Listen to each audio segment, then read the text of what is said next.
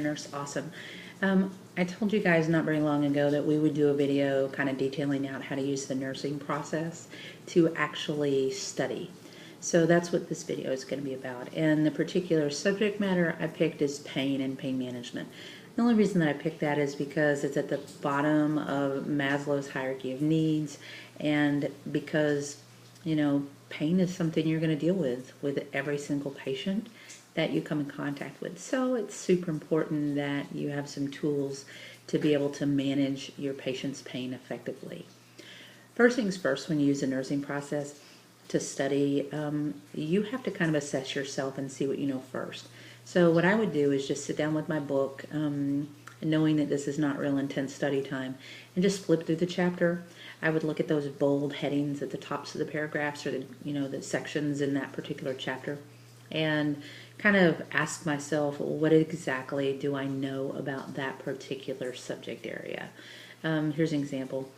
One of the bold highlights in my pain management chapter is about the different pain assessment scales. I have a friend that is an LPN, and she was practicing before we started school. She did not need to study about the pain scales. Me, on the other hand, zero. I knew zero about pain scales. So I really needed to spend some time there because I knew I'd probably be tested on the different types of pain scales and when you would use them. That's what I mean by assessing yourself.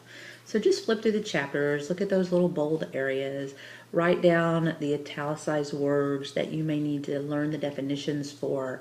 For example, somatic versus visceral versus neuropathic pain. You need to know the difference between those, and that's just a definition that's easy for you to remember, right? So then when you actually get to the chapter and you decide that you're going to study, you sit down and you're gonna tackle this big, oh God, I think in my textbook it was like 58 pages. So I started to read, only I wasn't so interested in the data just kind of in a theoretical perspective. I wanted to be able to apply the actual data. After all, that's what nursing is about, right? Application of what I learned in theory class. So I knew that patients with pain come in a lot of different shapes, sizes, right? And I knew that some of the people I would see, especially in my first few semesters of med-surg basics, were people with cancer, people that were post-surgical, people that were elderly, and people that had diabetes and diabetic pain. So I made myself a little chart, a little grid. At the top it said types of pain, types of patients, and it says cancer, surgical, elderly, diabetic. And underneath that I had a box for each single thing that I needed to pull from the chapter as I was reading it. So I would label that assessment data, diagnosis, interventions, evaluation, and then teaching, because teaching is pretty important. So somebody that has cancer pain, what kind of pain is that? Is it somatic? Is it visceral? Is it neuropathic? Is it controlled easily? What sorts of things can you do to control it? What sort of adjuvant therapies will you use? Will you use analgesic or opioid pain medication? Is this a chronic or an acute kind of pain? What sort of things will you see when you assess your patient? Will you see high blood pressure? Will you see tachycardia? Will you see increased respirations? Will they want to be up walking around the halls all the time? These are all questions that you need to ask yourself when you're gathering data through the chapter that you're reading about pain. Do the same thing when you get to the group that talks about surgical pain or special considerations for elderly people. Tie your drugs to each one of these things. Which drug works best for which type of pain? Is this acute? Is it chronic? If it's chronic, what other things can you do besides throw some sort of pharmacology at it? If you're going to throw some pharmacology at it, what groups of people do you need to be concerned about?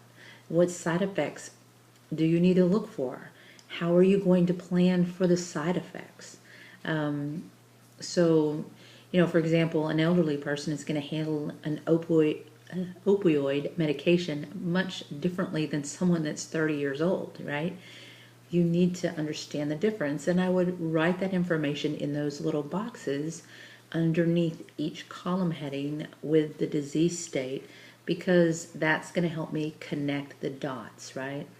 So you see, I've used assessing.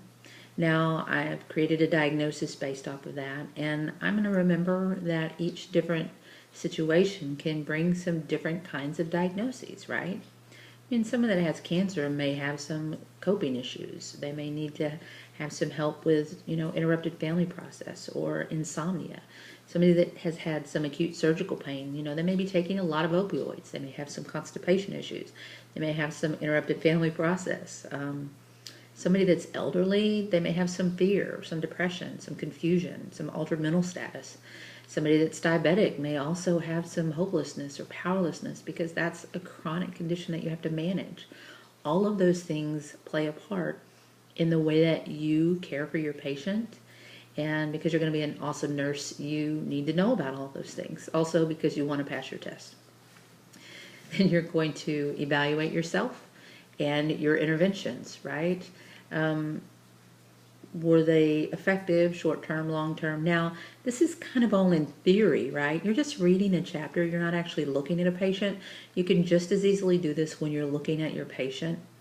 The thing about theory class that's really super difficult is that you're learning stuff in a very abstract way. You're looking at theory.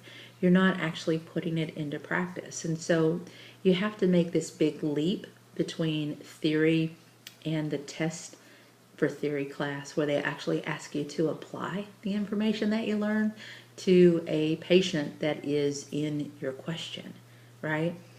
In other words, they're not going to ask you, tell me what somatic pain is.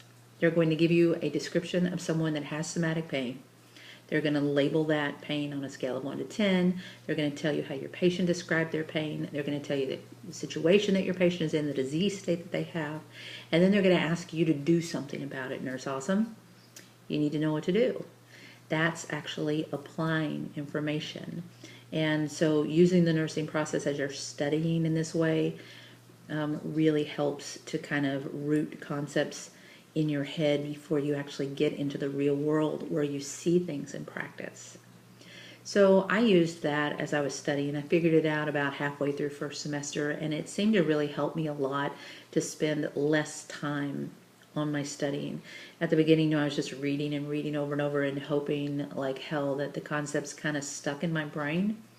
They didn't. But using the nursing process and using it for everything, every single area that I studied, assessing myself first, and then kind of making these grids with assessment, diagnose, plan, intervention, evaluate on every single thing I studied. Wow, it helped me so freaking much, and I hope that it helps you as well. You guys feel free to send me some emails if you want, and I'll answer your questions best I can. Until then, keep being awesome. Peace.